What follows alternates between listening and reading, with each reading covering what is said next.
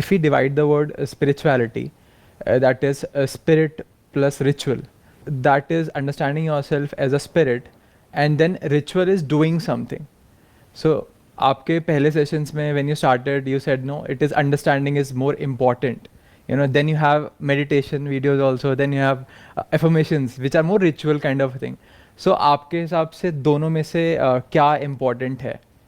इस तरह से आप इंटरप्रेट कर रहे हो इस वर्ड को, स्पिरिचुअलिटी को, क्योंकि इट्स ऑल अबाउट इंटरप्रिटेशन कि हम कैसे इंटरप्रेट करते हैं. हमने क्या इंटरप्रेट किया, स्पिरिट प्लस रिचुअलिटी, जबकि देखा जाए तो ये नहीं है. स्पिरिट प्लस उएलिटी, उएलिटी कहाँ पर चलती है, जैसे फंक्शनैलिटी.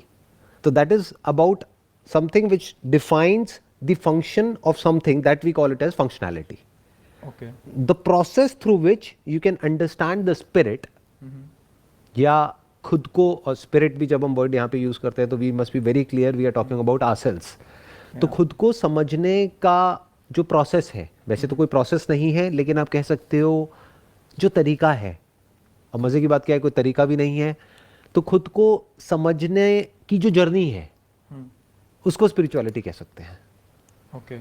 क्योंकि वर्ड्स की अपनी लिमिटेशंस हैं. Yes. अब ये वर्ड जिसने भी इन्वेंट किया स्पिरिचुअलिटी, उसने किस स्टैंड पॉइंट से किया, क्या समझ करके किया, नोबडी नोज दैट. Okay.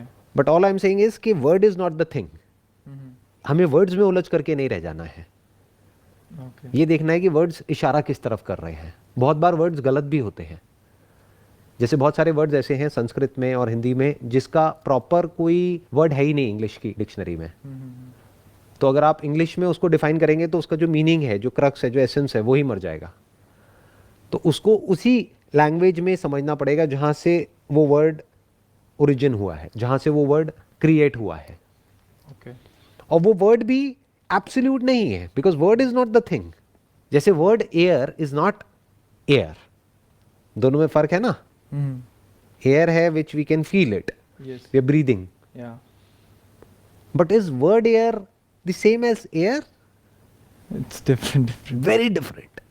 तो word is not the thing. Spirituality में सबसे पहले ये समझना होता है.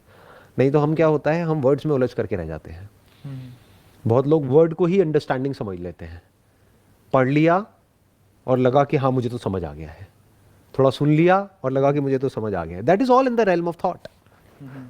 वर्ड्स क्या है, बेसिकली अंदर कुछ भरा हुआ है, बाहर कुछ है, कुछ लिखा हुआ है, वो सब अंदर चला गया, खत्म. अगर मैं आपको एक सिंपल एग्जांपल दूं, have you ever been to Alaska या have you ever been to Switzerland? No. आप वहां जब जाओगे तो वहां पर जा करके जो एक्सपीरियंस होगा, is it the same as जो भी आप वहां के बारे में सुन रहे हो या पढ़ रहे हो या सोच रहे हो? No. तो एक्सपीरियंस कुछ और है और वर्ड कुछ और है. The word Switzerland is not the actual Switzerland. उसके लिए वहां जाना पड़ता है. Okay. वहां जा करके फिर समझ आता है कि एक्चुअल में वो क्या है. तब तक जो भी हमको उसके बारे में लग रहा है वो एक इमेजिनेशन है, और जब वहां जाते हैं तो वो एक रियलिटी है. Okay. तो इस बात को ध्यान से पहले समझना है कि स्पिरिचुअलिटी मतलब क्या, what is spirituality, why spirituality.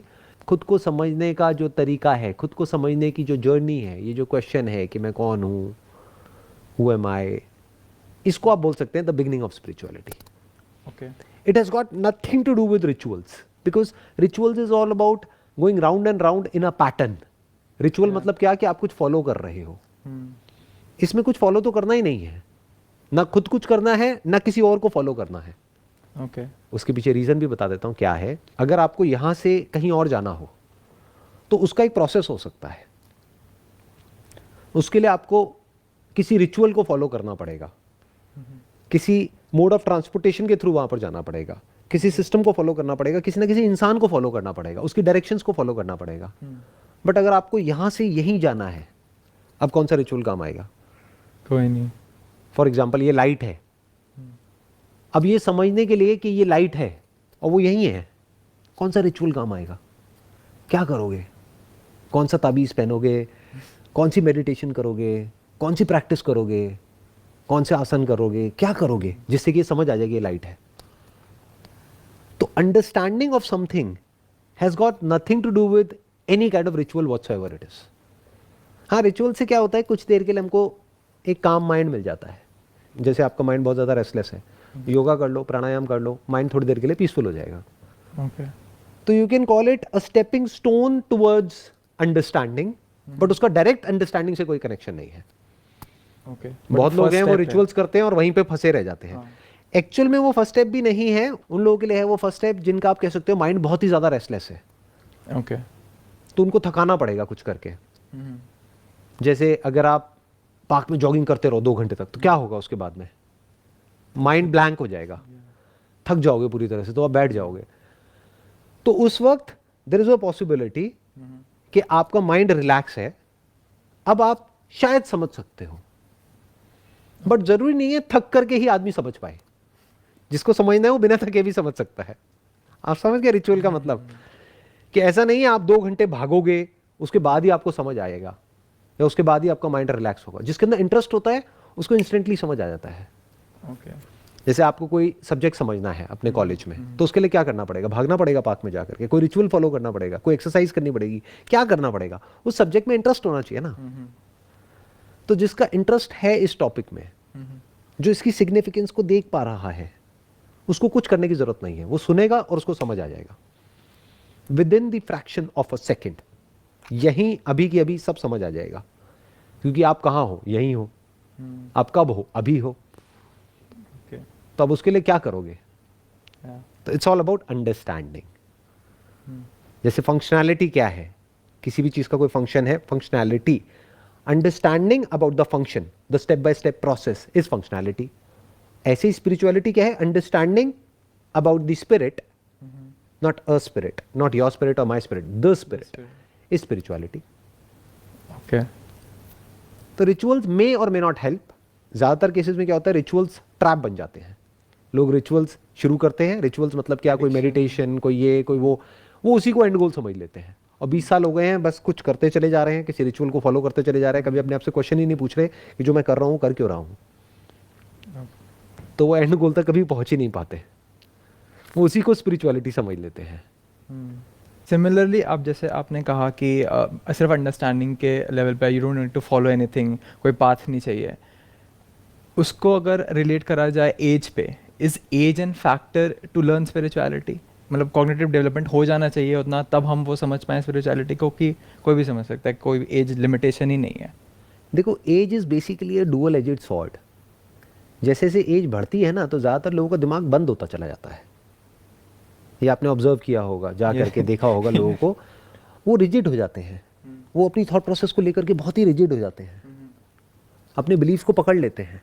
उनको लगने लग जाता है कि मुझे तो पता है, मुझे कुछ मत बताओ, मुझे कुछ मत सिखाओ, तुम्हें क्या पता, तुम तो अभी बच्चे हो। तो जो बच्चा है वो ज़्यादा अच्छे से समझ सकता है और सीख सकता है किसी भी टॉपिक के बारे में। ये कोई रूल नहीं है, बट पॉसिबिलिटी ज़्यादा है।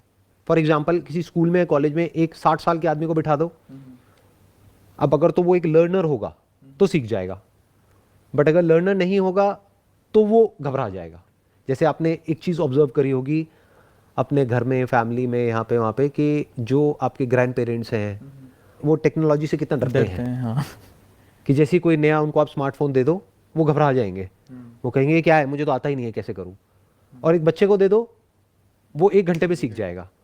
तो इसके लिए कैसा माइंड चाहिए? ना तो बिल्कुल ही बच्चे वाला माइंड, क्योंकि बच्चे क्या हैं, वो फड़फड़ाए हुए हैं, वो एक जगह पे टिक ही नहीं सकते, उनकी अटेंशन एक जगह पे टिक ही नहीं सकती, तो वो नहीं समझ पाएंगे। ठीक है। एज जिसकी बहुत ज़्यादा है, जब मैं एज की बात कर रहा हूँ तो I am not talking about chronological age, I am talking about psychological as.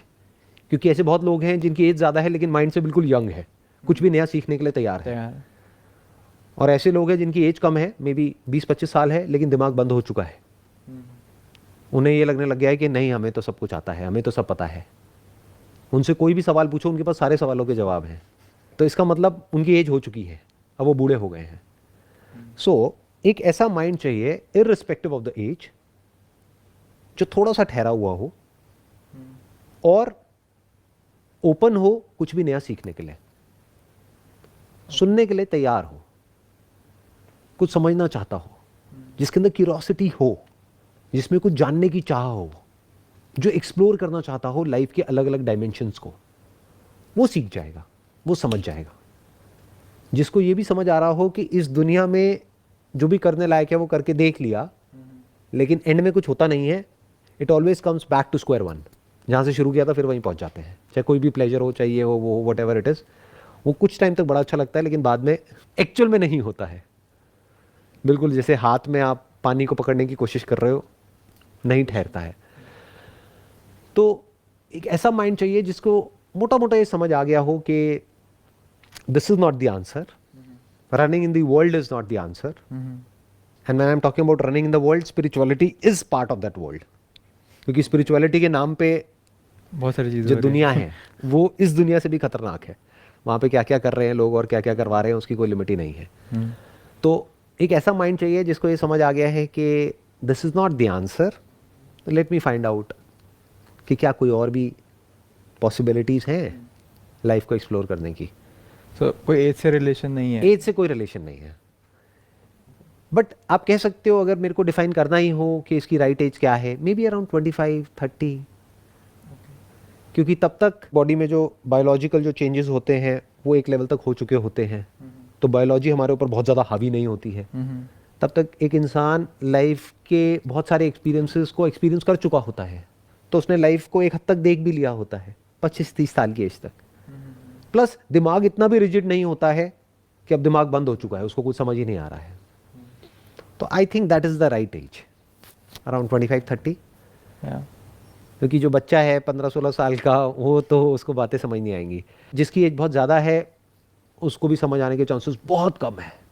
वो रिचुअल्स में फंसे हुए हैं, कुछ भी कर रहे हैं जिसका कोई मतलब नहीं है, बस